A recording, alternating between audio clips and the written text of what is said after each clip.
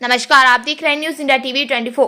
आपको बता दें, नागठात में एमडीडीए से क्या फायदा क्या नुकसान को लेकर एक बैठक बुलाई गई थी।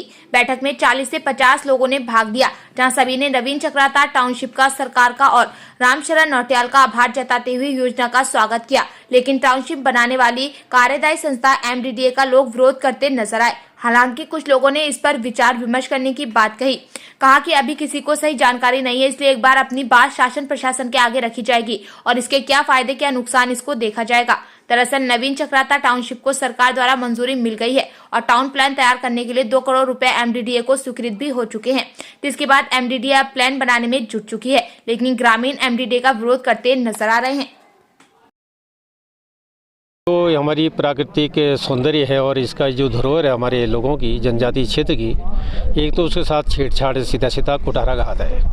दूसरा रहा, आपने अभी पूर्व में क्वेश्चन क्या अभी कर रहे हैं एमडीडीए के लेके विरोध है। एमडीडीए के लिए इसलिए विरोध है कि क्या जहां एमडीडीए लागू नहीं किया वहां विकास नहीं हो रहा है। विकास कैसे कहते हैं?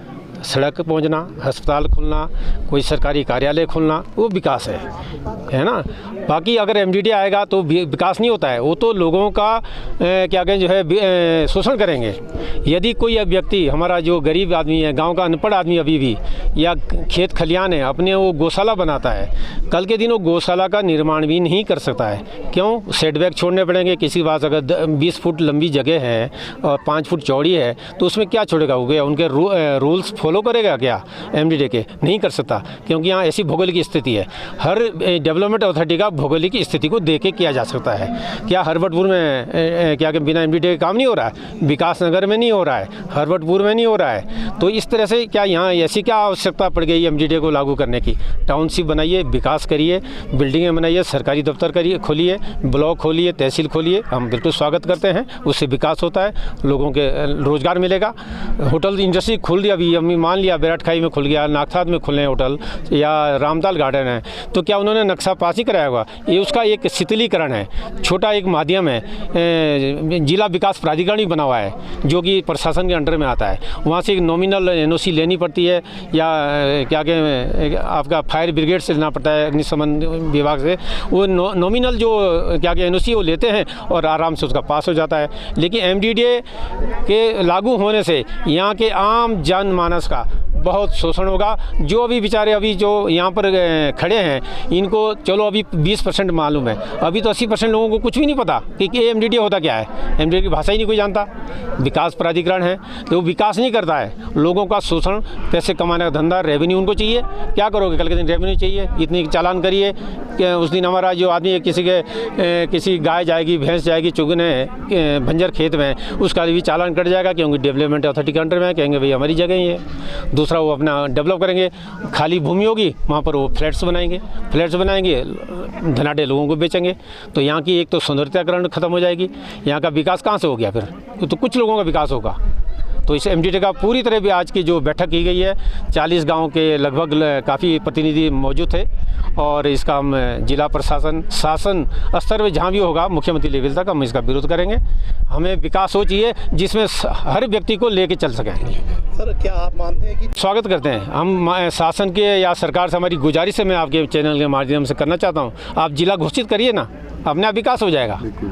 आप जिला घोषित करिए चक्राता का, अपने आप डेवलपमेंट हो जाएगा। जो तो कर नहीं रहे हैं। अन्य प्राधिकरण से, जैसे आपने जिला प्राधिकरण की बात करी, हाँ, तो अन्य प्राधिकरण को लेकर के कोई ऐसा विरोध नहीं है? ऐसा कोई विरोध नहीं है उनके यहाँ, कोई ऐसा नहीं है। वहाँ एक मान लिया प्राधिकरण, जैसे जिला प्राधिकरण जो होता है, कोई बैंक से कोई लोन लेता है तो बैंक एक कोई टेक्निकल सिस्टम होता है, क्योंकि आप फाइनेंस तभी करेंगे जब वो R3 में ज़मीन होगी, 143 में, और क्या क्या उसका कोई सरकारी विभाग के द्वारा नक्शा पास हो, नगर निगम हो या विकास प्राधिकरण, जिले का विकास हो, वहाँ से एनओसी ली जाती है और नॉमिनल इसमें उसका हो जाता है।